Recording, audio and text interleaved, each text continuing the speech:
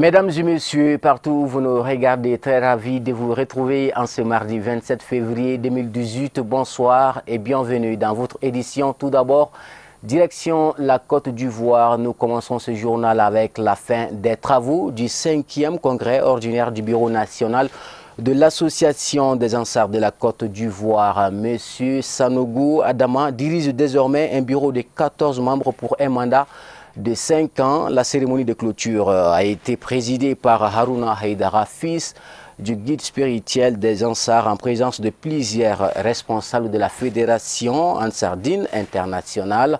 Les récits de Diakardia Dambélé depuis la Côte d'Ivoire, commenté par Ousmane Sogoré. Du 17 au 19 février 2018, se sont tenus les travaux du 5e congrès ordinaire du Bureau national de l'Association des Ansars de la Côte d'Ivoire. Durant les 3 jours, 777 congressistes répartis entre les différents ateliers ont abordé plusieurs questions relatives au développement de l'association sur divers plans. Je voudrais encore vous féliciter sans être long et je suis fier de des élections qui ont été faites de façon si transparente. Et c'est la preuve que Ansar arrivait à un niveau de maturité que personne ne peut contester. Félicitations au comité d'organisation, féliciter à mon ami et frère Imam Konaté, que je salue au passage. Félicitations à notre guide à tous, Cheikh Madame Haïdara, que je vous demande encore d'ovationner très fort. Et merci encore à tous ceux qui ont fait le déplacement. Je me permets de remercier les imams qui sont à côté de moi ici, qui sont tous mes frères, qui sont des gens compétents et grâce à qui aujourd'hui la religion a atteint un niveau jamais égalé à Bouaké. Merci beaucoup à tous. Assalamu alaikum wa rahmatullahi ta'ala wa barakatuh. À l'issue du congrès, Sanogo Adama est élu à la tête d'un bureau de 14 membres pour un mandat de 5 ans. Un travail rendu possible grâce au professionnalisme de la commission électorale en collaboration avec les autres commissions mises en place à cet effet. C'est l'occasion pour moi d'adresser mes chaleureux remerciements à notre guide spirituel, à Seyd Chérif Ousmane Madane Haïdara, qui par sa clairvoyance et ses sages conseils a permis le bon déroulement de ces assises. Mesdames et messieurs, permettez-moi de rendre un vibrant hommage à mon prédécesseur, président Keïta Mamadou, et à toute son équipe qui ont battu un travail de titan en seulement 3 ans.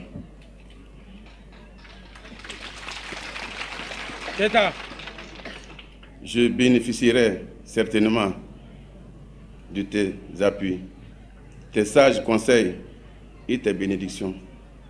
Chers frères et sœurs, chers, sur ces notes, je vous donne rendez-vous à Abidjan pour la cérémonie d'investiture de mon bureau, qui sera aussi l'occasion de vous dévoiler mon programme d'activité. Rappelons que le bureau national nouvellement élu est composé de 17 fédérations, 122 sections et 577 sous-sections. Toutes œuvrent à matérialiser les directives et orientations du guide dans leurs structures respectives.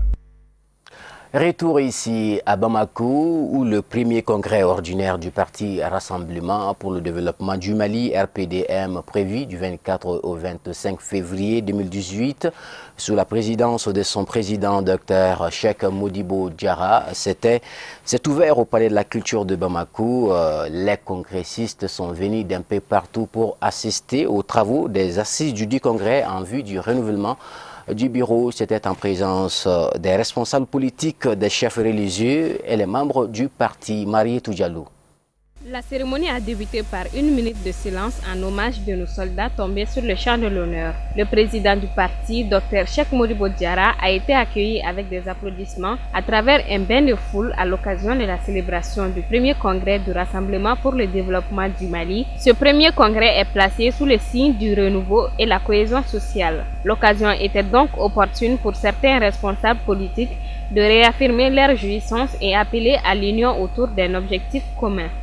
les militantes et militants du RPDM, chers amis partis politiques ici,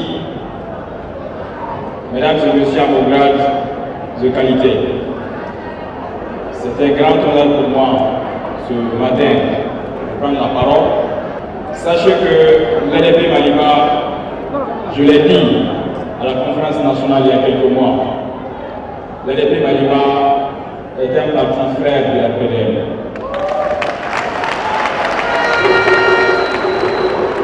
Je voudrais en appeler au bon sens et surtout à la retenue, parce que nous avions compris que ces derniers temps, plus ou moins nous sommes animés par une majorité de haine que nous nourrissons les uns envers les autres. Monsieur le Président, notre présence aujourd'hui parmi vous n'est pas fortuite. N'est pas fortuite en ce sens que nous sommes dans les perspectives d'une union sacrée autour du Mali. Monsieur le Président, Mesdames et Messieurs, je suis ici pour vous apporter le salut fraternel de Mali Émergence. Monsieur le Président, j'ai eu l'occasion de vous côtoyer et je veux saluer ici l'homme d'État que vous êtes. Je me rappelle quand on a échangé autour de la plateforme naissante qui arrive, donc vous êtes l'un des initiateurs. Vous m'avez dit, Bati, si c'est pour le Mali, si c'est pour la jeunesse du Mali, si c'est pour le renouveau, aucun sacrifice n'est de trop et c'est pour cela que nous sommes là sur la terre. Le président du parti, dans son mot introductif, a remercié l'ensemble des congressistes et les partis amis du RPDM. Honorables invités, la présente cérémonie se déroule au moment même où notre pays subit des assauts lâches et barbares de hordes terroristes qui sèment sur leur passage l'horreur et la désolation. Et j'invite ce congrès, mesdames et messieurs, à réfléchir à la meilleure façon d'intégrer cet appel au fin d'amender le parti à disposer de sa propre plateforme idéologique basée sur les demandes et les attentes des populations et reflétant objectivement les spécificités et les réalités de notre pays. Cette rencontre, qui se veut un cadre d'échange, vise à regrouper militants, sympathisants et leaders politiques de notre pays. Des pas de danse et prestations d'artistes ont émaillé la rencontre. Le collectif des associations pour le développement du quartier de Djanguiné-Bougou, en commune 1 du district de Bamako, a lancé officiellement ses activités samedi 24 février sur son espace public. La cérémonie a été parrainée par Chérif Ahmed Tidiane Haïdara. Écoutons le porte-parole du CADD au micro de Loutou Sidibé. L'idée est venue des jeunes de Djanguiné-Bougou parce qu'il y a plusieurs associations et groupements à Djanguiné-Bougou.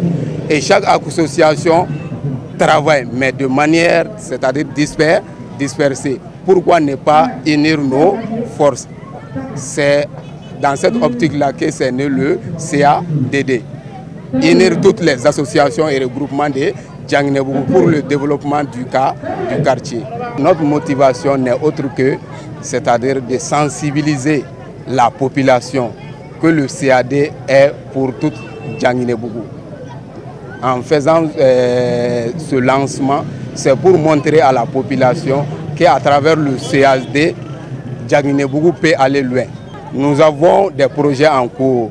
Par exemple, le Djanguiné-Bougou vient d'avoir une mairie, sa propre mairie, tout de suite.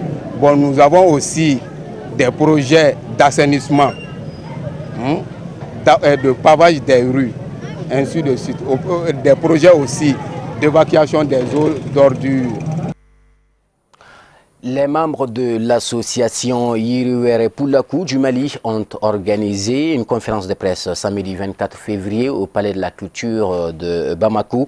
La rencontre avait pour but d'édifier la presse par rapport à la situation socio-sécuritaire que traverse le septentrion de notre pays. Abdul Karim Sako.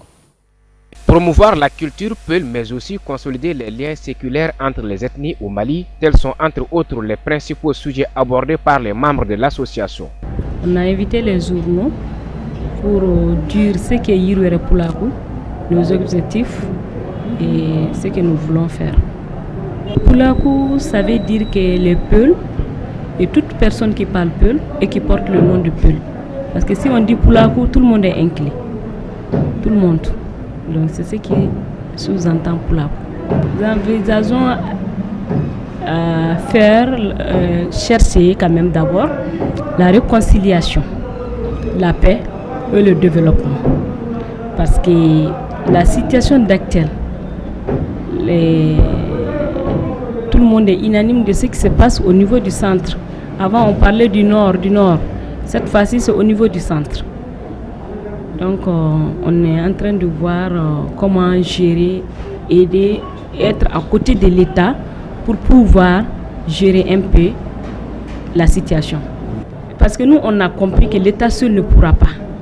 Il faut impliquer la société civile. La société civile c'est qui? Nous qui sommes là, la jeunesse. La jeunesse, tout le monde est impliqué. Toutes les communautés confondues. Il y a les Peuls, il y a les Bambara, il y a les Dogons. Pour ne pas trop citer, même les petits cousins des Bobos font partir. Nous, on veut la réconciliation. On ne peut pas parler de la réconciliation et parler d'une seule ethnie, ni d'une seule communauté. Donc, une seule ethnie ne pourra pas ramener la paix. On est là pour aider la population malienne. On est là parce qu'il y a trop de problèmes au niveau du nord du Mali et puis au centre du Mali. Donc, par rapport à la création de l'association, on a appelé la presse pour les dire ce qu'on doit faire dans les jours à venir. On doit aider dans tous les plans. On doit aider, on doit financer beaucoup de populations maliennes qui souffrent. Et puis on doit sensibiliser. Cette première rencontre aura été un espace d'échange et de retrouvailles de la communauté Peul du Mali, selon Ibrahim Diallo, secrétaire général adjoint de l'association. Suite aux journées scientifiques initiées par le promoteur de la clinique Clémence Fallo Médical, un partenariat a pu se nouer entre les médecins maliens et tunisiens. C'est dans cette optique qu'un des doyens médecins tunisiens a rendu visite à la famille du guide avant d'aller échanger avec les agents du centre de santé Chérifla. Le compte rendu avec Tata Touré. Cette visite du docteur Choub au centre de santé Chérifla, après celle effectuée dans la famille du guide des Ansar, illustre son attachement ô combien important à la famille chérifienne. Au cours de sa visite, l'hôte du jour a conseillé au personnel sanitaire d'être rigoureux sur les conditions d'accueil des patients, tout en garantissant la sécurité des agents sanitaires. Mon impression, nous sommes satisfaits, tout simplement, satisfaits de cette visite de notre doyen, de notre cher maître, Dr Chouk de la Tunisie, avec qui nous avons eu beaucoup d'échanges depuis la journée d'hier et ça continue encore. Nous avons l'honneur de le recevoir dans notre centre ici. C'est un honneur pour nous et nous sommes vraiment très enchantés.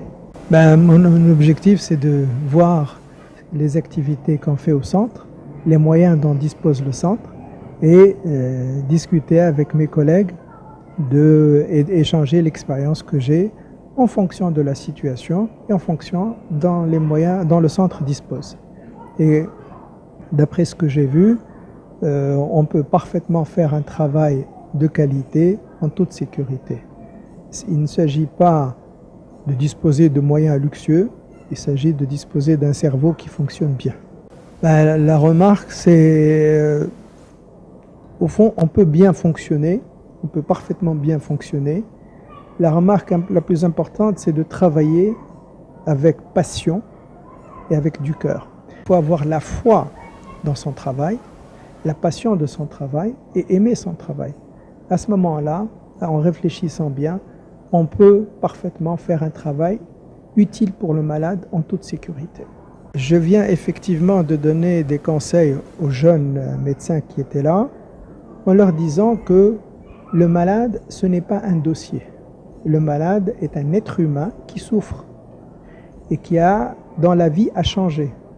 Et donc, il faut avec ces malades-là faire un interrogatoire très approfondi pour comprendre comment leur vie a changé qu'est-ce qui a décliné dans leur santé et ne pas s'avancer directement dans les examens. C'est comme quelqu'un qui cherche sa route, il ne va pas tourner à droite et à gauche, il cherche sa route et après il prend sa route. En médecine, c'est la même chose, il faut comprendre les plaintes du malade, bien l'interroger, parfois même le malade ne sait pas exactement ce qu'il a, donc en faisant un interrogatoire de 10-15 minutes, voire 20 minutes s'il le faut, on arrive à trouver quelle est la bonne orientation diagnostique et à ce moment-là, on demande les examens complémentaires pour savoir exactement le diagnostic de la maladie. Donc le contact humain est très important, la relation est très importante, il faut parler avec le malade. Il m'arrive de voir les malades 3-4 fois sans donner la moindre ordonnance. Et le malade il dit mais je n'ai pas d'ordonnance. Je dis parce que je ne connais pas votre maladie. Il ne s'agit pas de donner au malade des calmants alors qu'on ne sait pas qu'est-ce qu'on est en train de calmer. Il ressort à l'issue de cette visite que le docteur Choub de la Tunisie et le centre de santé Cherifla entendent pérenniser ces débuts de partenariat fructueux entre la Tunisie et le Mali. On termine ce journal avec le tour du monde de l'actualité sur la scène internationale en bref et en images, commenté par Marietou Diallo.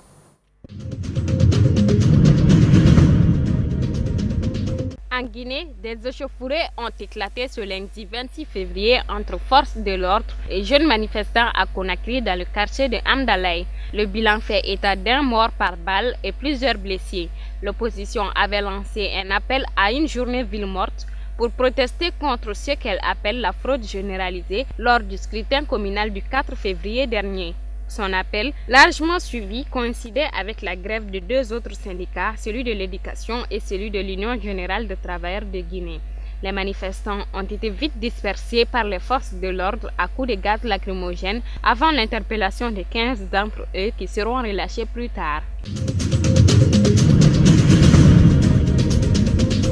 Le Haut Commissariat des Nations Unies aux réfugiés, HCR, a annoncé lundi que 11 réfugiés congolais avaient été tués par la police rwandaise lors de la dispersion d'une manifestation contre des rationnements de nourriture jeudi. Un précédent bilan donné le lendemain du drame par les autorités rwandaises faisait état de 5 morts. Les réfugiés avaient organisé dans les jours précédents des sit-ins pour protester contre la réduction des rations alimentaires, dans ce cas où vivent quelques 17 000 personnes venues de l'Est de la République démocratique du Congo, certaines il y a plus de 20 ans. La décision de réduire d'un quart ces rations a été prise par le Programme alimentaire mondial PAM en raison des manques de fonds.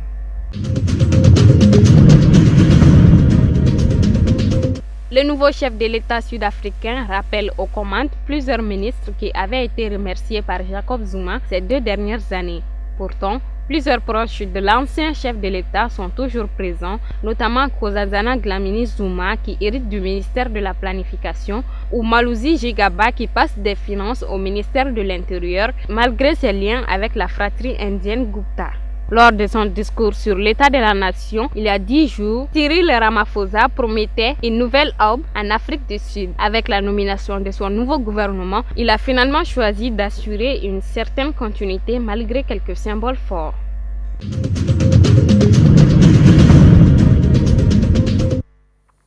Voilà, point final à cette édition d'information. Merci à vous, fidèles téléspectateurs, de l'avoir suivi. Tout à l'heure, à partir de 21h, vous retrouverez Ousmane Sogoré pour le journal en langue nationale Bamanankan. Quant à moi, je vous souhaite de passer une excellente soirée en compagnie des programmes sur Cherifla Télévision. À très bientôt.